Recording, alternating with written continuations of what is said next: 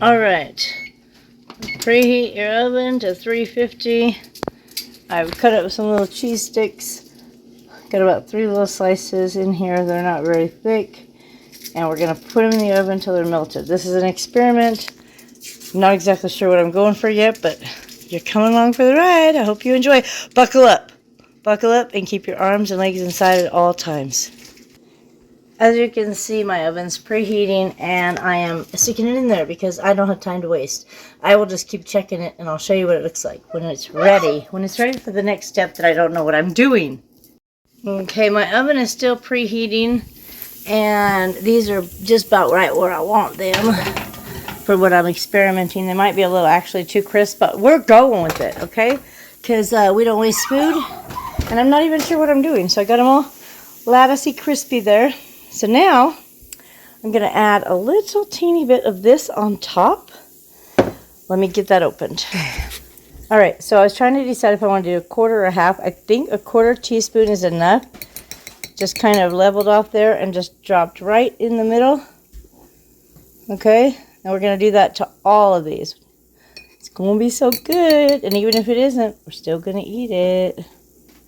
Alright, so I'm going to get all these done, and then I'll show you what I'm doing next. Okay, so the sticks I had cut up and put in the bottom were Colby Jack. And then we put dill relish on top. And now I'm going to add some of this shredded cheese, a Mexican blend, on top of the dill relish. And my oven finally heated up. Yeah! Alright. And then I'm just going to sprinkle some cheese on top. If it goes on the edge of the pan, I'm just going to push it in.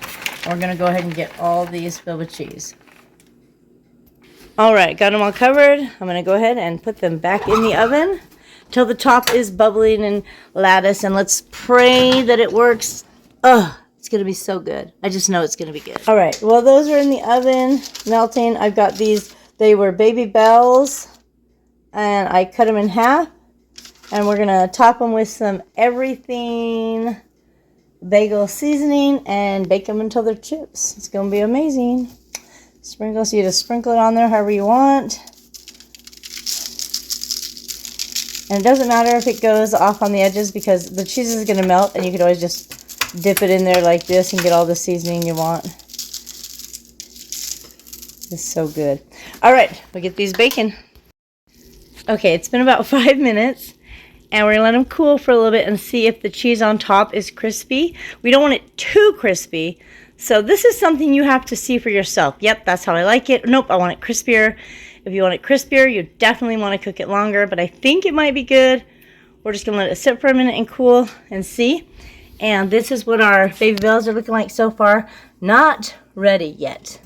So those got to go probably another 5 minutes at least. Alright, so I let them sit for about 3 minutes, and then I'm using this little spatula to take them out.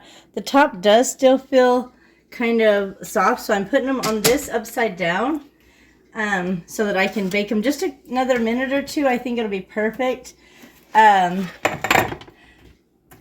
thing you don't have to do is you do not have to grease this pan because the cheese is plenty greasy enough that it just slides right out, as you can see. Alright, we're going to get these all in the oven for another 2 minutes, and we'll show you when they're finished. Oh my gosh, oh my gosh. Today's crazy busy. I'm trying to make eggs, cheese chips, pickled chips, all kinds of stuff, and I just burnt my hand. Oh my gosh. I burnt my hand because I didn't want to get out another cooling rack, so I'm trying to like pile stuff up like a crazy person.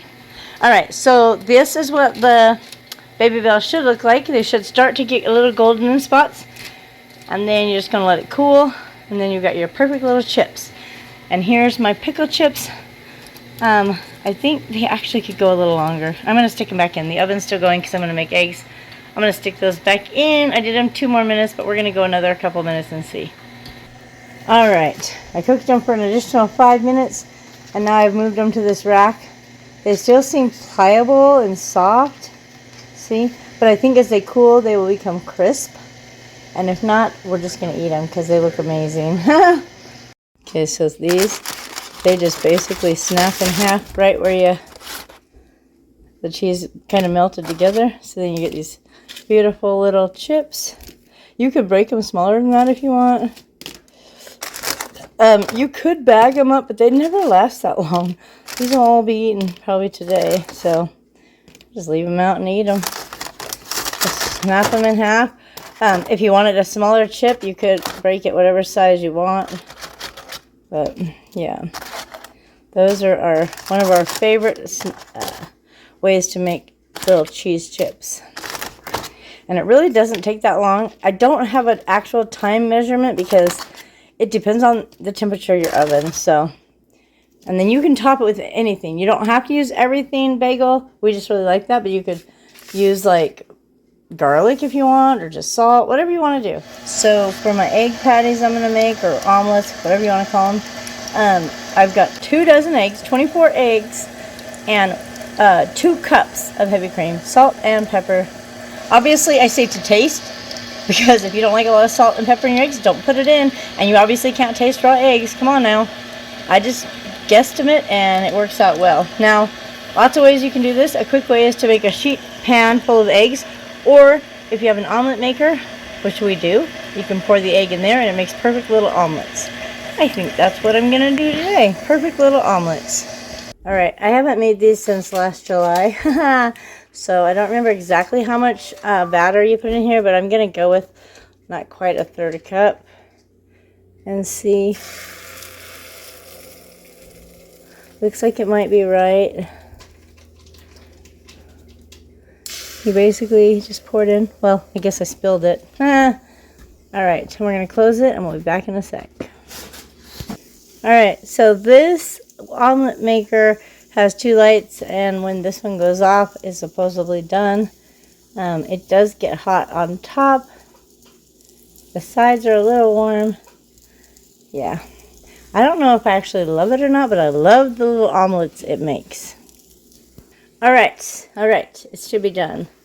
Beautiful omelets. Now I just have to transfer them to my pan. No problem. I got this. Alright, I forgot you're supposed to spray it or put some oil on it, and I didn't. So I had a little bit of difficulty getting them out, but it was fine. Won't this time. And instead of using that little scooper, I'm just going to use a ladle, because I think that it'll be easier to pour the eggs in. And I think you just fill about halfway.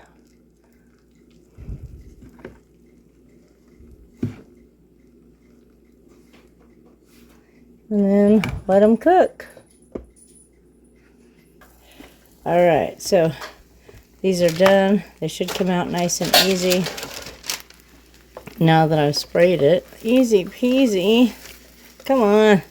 I'm breaking it up. That's me. That's user error. Ha! Got it. Beautiful. Okay. And it's very hot, so I don't want to burn myself. I should have some of them little like cooking gloves. That would be great. I should probably put those on my list. Alright.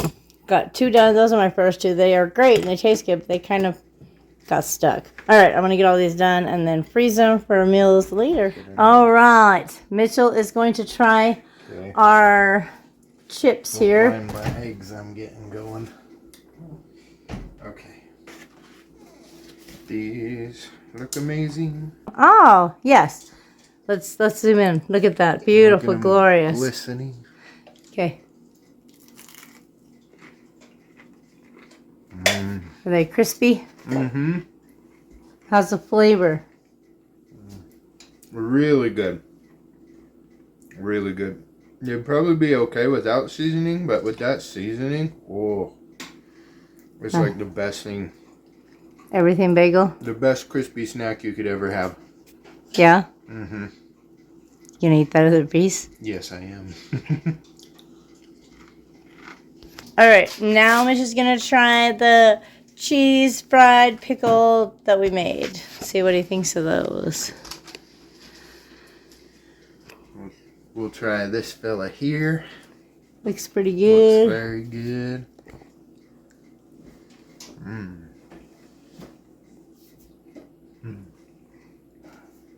Made no crunch, so is it just chewy cheese? Mm-hmm.